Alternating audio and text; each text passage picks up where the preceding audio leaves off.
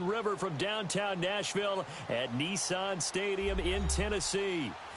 Nothing like the fanfare of introductions to an NFL game, and that was in evidence a moment ago. Fireworks, pyrotechnics, you name it. This crowd is ready as their guys get set to match up between the Philadelphia Eagles and the Tennessee Titans. The final playoff push is upon us. It's week 12 of the NFL season, and we're underway on EA Sports. And this will be a touchback as that sails over the end line.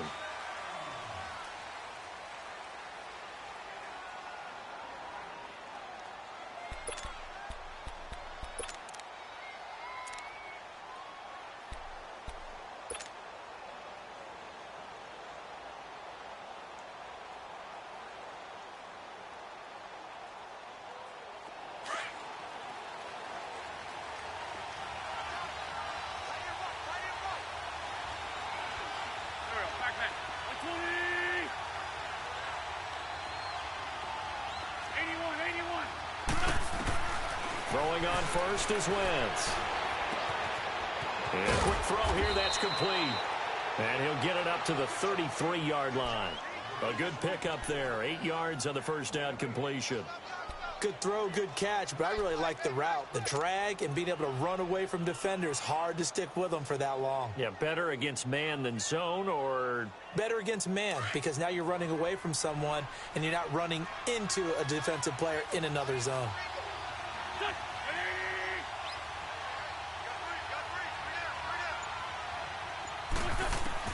On second down, here's Wentz. And down he goes. They bring down Wentz on the sack. You never want to give up a sack. From the O-line's perspective, they hate it for several reasons, especially because they felt like they let little brother down back there in the pocket. Oh, no doubt. They have a ton of pride, and they go into every job wanting to keep that guy clean. They want that uniform with no grass stains, no dirt, nothing on it. But it's really, really difficult. You're talking about some terrific athletes who are trying to put him on the ground. Eagles coming up here on a 3rd and long, so Wentz and company with some work to do after the sack.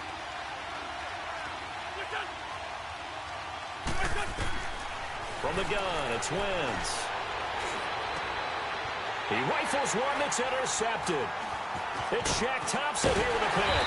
And he'll get this back to the 32-yard line. That's now his second interception in as many weeks from his linebacker position. And think about all the different techniques he has to employ in a passing situation. Is he spot dropping because it's zone? Is he picking up man-to-man? Is he having to run with a running back or a tight end? In any event, great eyes, head on a swivel, and excellent hands. Yeah, versatility and showing those hands. Now a first carry for T.J. Yeldon. And he's going to fight his way forward here for a modest gain. It's a 6-yard pickup, and it gets him to 2nd and 4. Despite the blitz, they're still able to pick up a nice, solid gain. The disadvantage of blitzing often alters the normal spacing and run fits and leaves creases like they were able to exploit right there.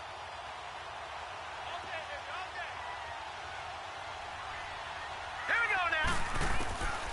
From the shotgun, he'll look to throw. This will be caught inside the 10.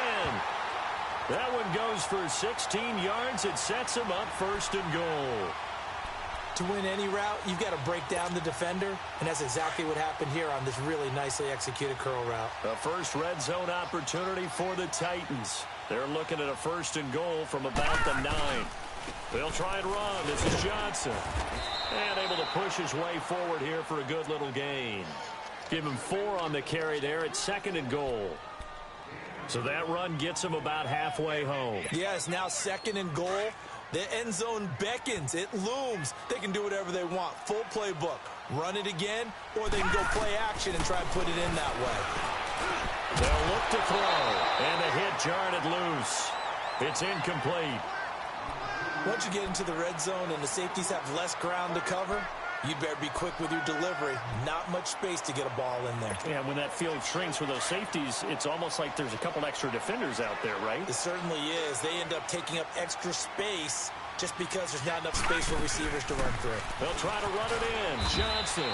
And he'll keep working toward that end zone as he's down to about the 2-yard line. This defense bending but not breaking. It's a gain of 3. It's now 4th and goal. And his kick is good. And the Titans hit the scoreboard first. It's 3-0.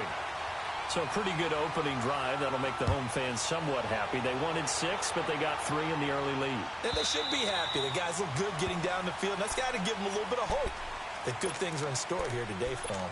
The Eagles offense now, they head back on the field. And, Charles, if the season ended today, and it's not going to, we still have December left. More football. We're only in November.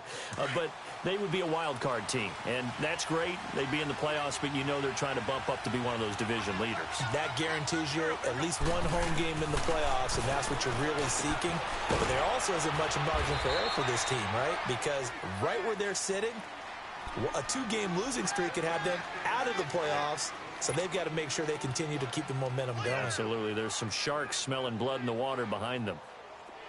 Ball up to the 35 now as they come up on 1st and 10.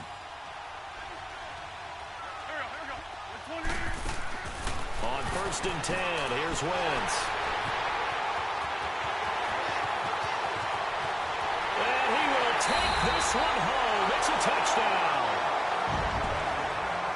That was an interception, but on the field, the guys who are picking it off, they're not saying that. What word are they using? It's Oski. And that means catch the ball and go the other way. That's your vernacular. I've never heard anybody say Oski. Ask around. They'll tell you. Extra point right down the middle. And the lead grows to 10-0.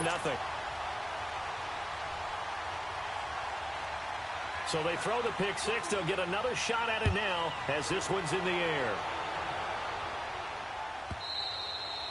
And they will not get a chance to return this one as it's through the end zone for a touchback. And out now come the Eagles. And job one here, Charles, just keep possession of the football. 2 drives, 2 turnovers to this point. You're exactly right, Doctor. Hippocratic oath. First, do no harm. And right now, they're harming themselves on offense. I like that. No one is mistaking me for a doctor, though. But thank you, Dr. Davis.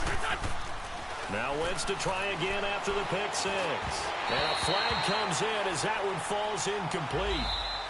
Well, let's see who this is on. So they saw the contact before the ball arrived. Penalty flag for pass interference. And trying to avoid pass interference is so difficult. You're trying to slow down these skilled receivers, and somehow, some way, they make plays on the football, and sometimes you're there too soon.